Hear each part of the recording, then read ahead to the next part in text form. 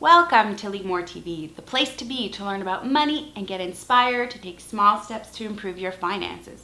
While I'm not a financial planner, I'll show you what I've learned. In this episode, I'll be talking about getting into the housing market. Come on, this will be awesome.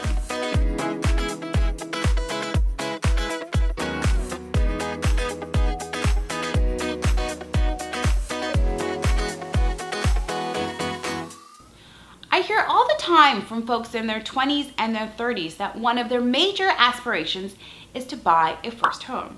In fact, regardless of age, home ownership is something that most people are aspiring to. But the sentence that usually follows that is, how on earth am I supposed to get into the housing market with such incredibly high prices? If you live in a major city in North America, or quite frankly, most places worldwide, real estate prices can be astronomical. Being just a few years into your career, you probably have many financial priorities that you are juggling.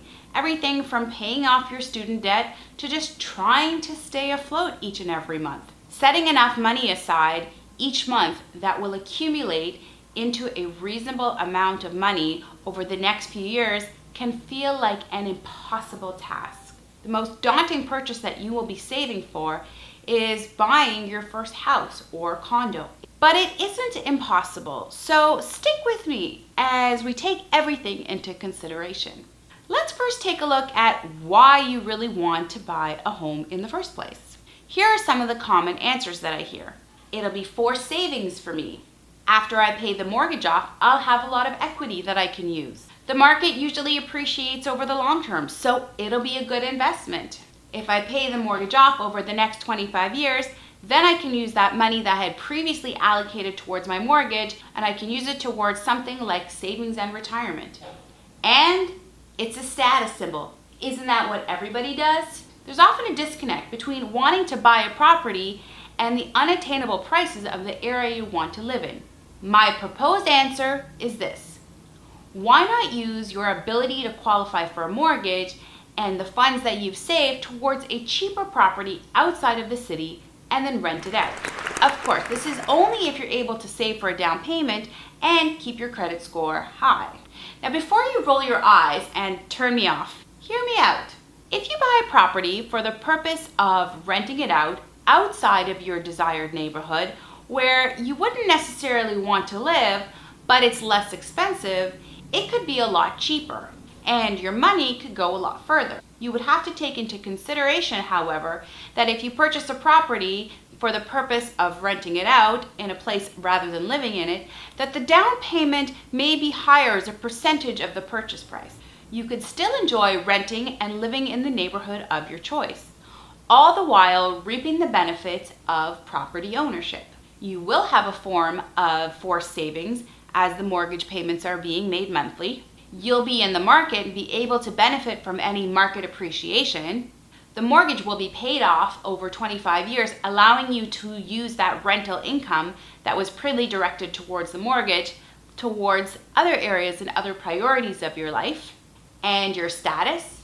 Well, how many people do you know with investment property?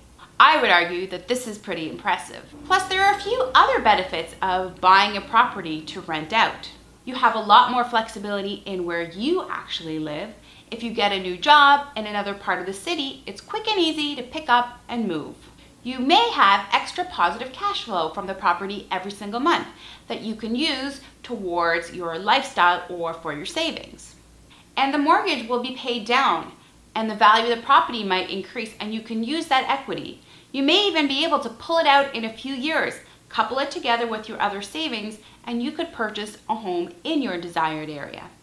So maybe this isn't the conventional advice that you thought I'd be giving you today about real estate, but think about it and let me know in the comments below whether this could be a good solution for you.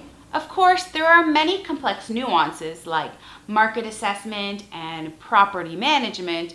Every investment requires proper evaluation, due diligence, consultation with experts, even if you're just buying a property for yourself to live in. That brings me to today's tweetable. There is more than one way to get into the real estate market. Be open to different approaches. Here is my challenge to you.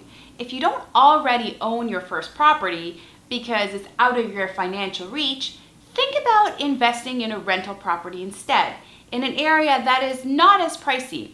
Start with a little bit of research on possible areas. Don't forget to access the free downloadable below at leemore.money to help you with this challenge. And if you're in Canada, I've included some websites and resources that can help you get started with your research. Did you like this video? Did you learn something? Subscribe to my channel and share it with your friends. And if you want even more tips and tricks to make your financial journey fun and exciting, come on over to leemore.money and sign up for email updates. Remember, I'm not here to change who you are or how you live your life. I just have strategies that make you even more financially fabulous. Thank you so much for watching. I'll catch you next time on Leemore TV. As a landlord, there's a few things I don't like. Trash, toilets, termites, taxes. It's all worth it though.